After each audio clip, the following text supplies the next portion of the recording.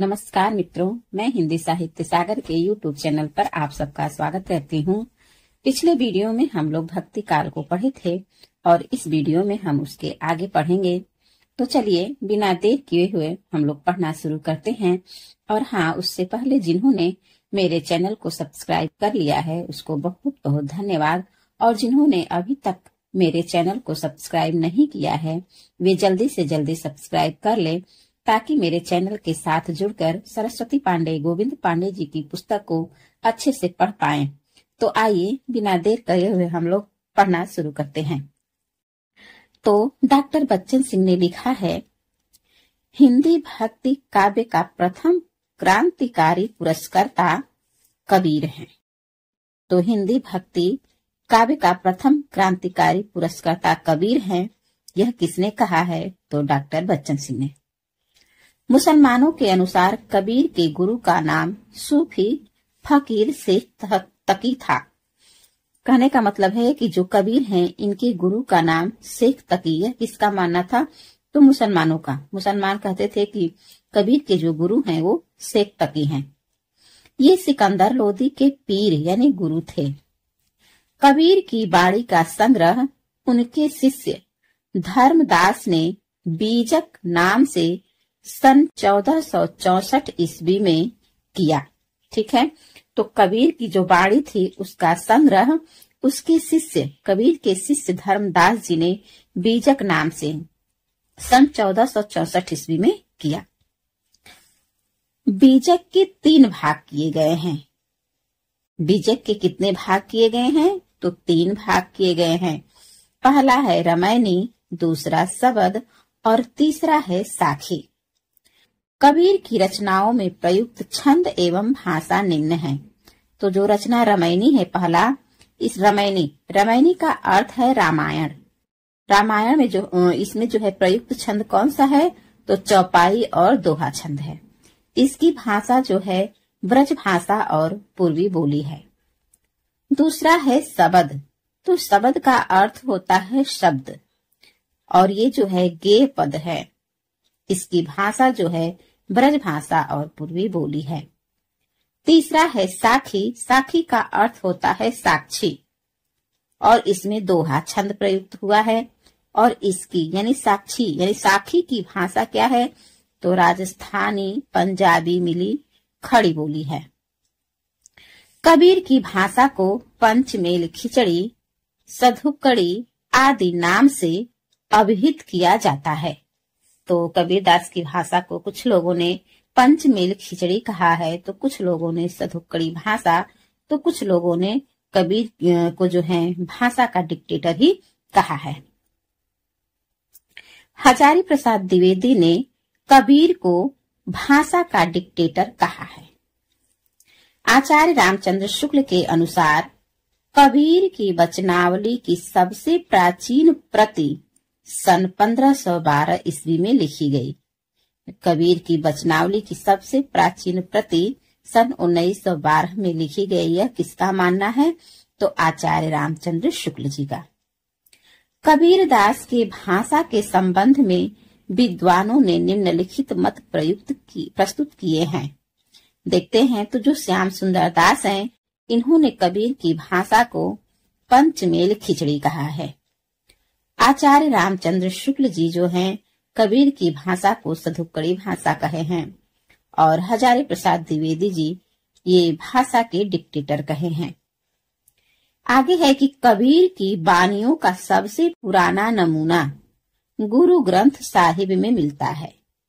कबीर की बानियों का सबसे पुराना नमूना कहाँ मिलता है? तो गुरु ग्रंथ साहिब में मिलता है। कबीर के संबंध में महत्वपूर्ण कथन अग्रांकित हैं।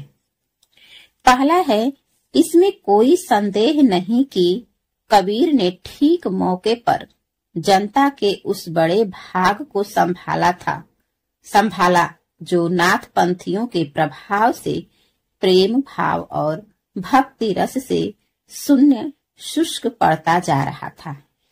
तो ये किसका कहना है? तो ये रामचंद्र शुक्ल का। रामचंद्र शुक्ल जी का मानना है कि इसमें कोई संदेह नहीं है कि कबीर ने ठीक मौके पर जनता के उस बड़े भाग को संभाला जो नाथ पंथियों के प्रभाव से प्रेम भाव और भक्ति रस से शून्य शुष्क पड़ता जा रहा था। आगे है, उन्होंने भारतीय ब्रह्मवाद के साथ सूफियों के भावात्मक रहस्यवाद, हठ योगियों के साधनात्मक रहस्यवाद और वैष्णवों के अहिंसावाद तथा प्रपत्तिवाद का मेल करके अपना पंथ खड़ा किया। तो यह भी कथन किसका है? आचार्य रामचंद्र शुक्ल का है।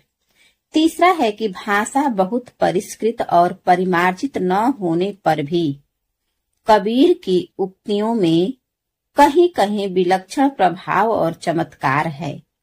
प्रतिभा उनमें बड़ी प्रखर थी, इसमें संदेह नहीं है। तो यह भी मत जो है आचार्य रामचंद्र शुक्ल जी का ही है। एक बार पुनः देखते हैं कि भाषा बहुत परिष्कृत और परिमार्जित न होने पर भी कबीर की उक्तियों में कहीं कहीं विलक्षण प्रभाव और चमत्कार है। प्रतिभा उनमें बड़ी प्रखर थी, इसमें संदेह नहीं है। आगे है कि कबीर दास की मृत्यु मगहर में हुई थी। कबीर दास की मृत्यु कहाँ पर हुई थी? तो मगहर में हुई थी। कबीर की पत्नी का नाम लोई था तथा पुत्र पुत्री का नाम कमाल तथा कमाली था। कबीर की पत्नी का क्या नाम था? तो लोई, और पुत्र और पुत्री का नाम कमाल और कमाली। अब है संत रैदास। तो जो संत रैदास यानी रविदास जी हैं, ये मीराबाई और उदय के गुरु माने जाते हैं। मीराबाई के गुरु कौन है? तो संत रैदास हैं। रैदास के 90 पद गुरु ग्रंथ साहब में संकलित हैं। 40 पद है। रैदास के कुल कितने पद गुरु ग्रंथ साहिब में संकलित है? तो 40 पद। गुरु नानक देव। अब हैं गुरु नानक देव, जो सिख संप्रदाय के मूल प्रवर्तक एवं आदि गुरु थे। जो गुरु नानक देव थे, ये सिख संप्रदाय के प्रवर्तक हैं और आदि गुरु भी थे। गुरु नानक देव की पत्नी का नाम सुलक्षणी था तथा उनके 2 पुत्र थे। उनके यानी गुरु नानक के 2 पुत्र थे। पहले हैं श्री चंद और दूसरा है लक्ष्मी चंद्र। ये श्री चंद वही हैं जिन्होंने किल्ह संप्रदाय की स्थापना की थी। गुरु नानक देव की प्रमुख रचनाएं जपू जी, आस दीवार, रहीरास और सोहिला गुरु ग्रंथ साहिब में संकलित है। जपू जी जो है इनकी रचना, इसमें नानक दर्शन का सार तत्व है। नसीहतनामा नानक देव की महत्वपूर्ण रचना है। जो नसीहतनामा है यह गुरु नानक देव की महत्वपूर्ण रचना है और जो जपू जी है उसमें नानक का दर्शन सार तत्व है। प्रमुख संत कवियों से संबंधित प्रसिद्ध स्थल निम्नलिखित हैं। देखते हैं, जो संभराथल है ये समाधि स्थल है, संभराथल, और ये जम्भनाथ से संबंधित है। अलख दरीबा सत्संग स्थल है और ये दादू दयाल का है। अलख दरीबा। बाबा लाल का सैल, बाबा लाल का सैल बड़ौदा में है और ये बाबा लाल से संबंधित है। मगहर मृत्यु स्थल है और ये कबीरदास से संबंधित है क्योंकि यहीं पे कबीरदास की मृत्यु हुई थी। सांगानेर ये भी मृत्यु स्थल है और यहाँ पे जो है सुंदरदास की मृत्यु हुई थी सांगानेर में। भराने राजस्थान में पड़ता है और यह भी मृत्यु स्थल है किसका? तो दादू दयाल का। भराने। द्वारका यह भी मृत्यु स्थल है और यहाँ पे मीराबाई का माना जाता है। आगे है संत कवियों द्वारा प्रवर्तित संप्रदाय, प्रमुख केंद्र और उनके प्रमुख शिष्य इस प्रकार हैं। तो संप्रदाय है प्रवर्तक, केंद्र और प्रमुख शिष्य।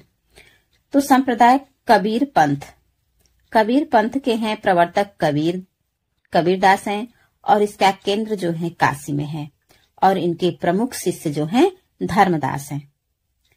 फिर है सिख संप्रदाय। तो सिख संप्रदाय के प्रवर्तक गुरु नानक देव हैं और इनका केंद्र है पंजाब। उदासी संप्रदाय है तो उदासी के ये श्री चंद है जो कि गुरु नानक के पुत्र थे।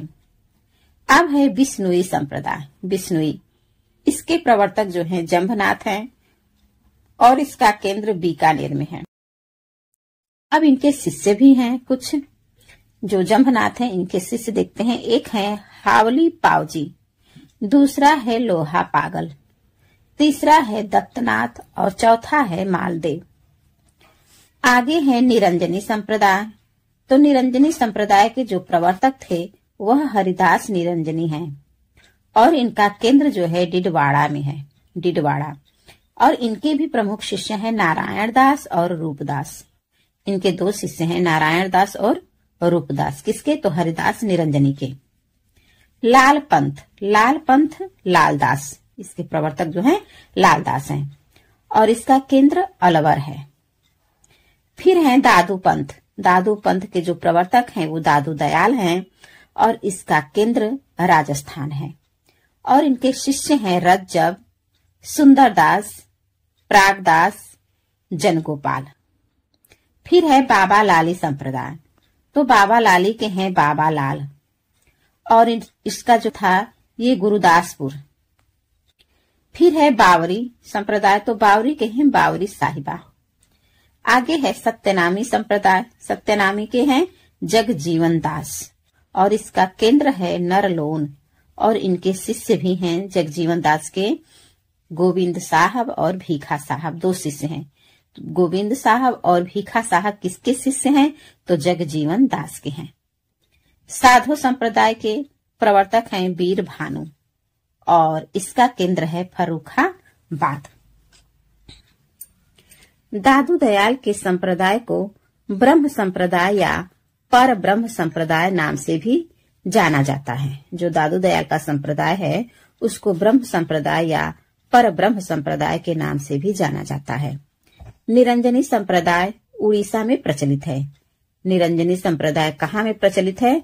तो उड़ीसा में। दादू पंथ के उत्तराधिकारी दादू के पुत्र गरीब दास तथा मिस्किन दास थे। कबीर दास के उत्तराधिकारी कमाल व धर्मदास थे। जो कबीर दास हैं उनका उत्तराधिकारी कमाल, एक तो उनका पुत्र और दूसरे उनके शिष्य धर्मदास थे। प्रमुख संत कवियों द्वारा रचित ग्रंथ एवं भाषा इस प्रकार है। तो आज के इस वीडियो में हम लोग यहीं तक पढ़ेंगे और इसके आगे के प्रमुख संत कवियों द्वारा रचित ग्रंथ एवं भाषा अगले वीडियो में पढ़ेंगे। तब तक के लिए आप सभी लोग का बहुत बहुत धन्यवाद।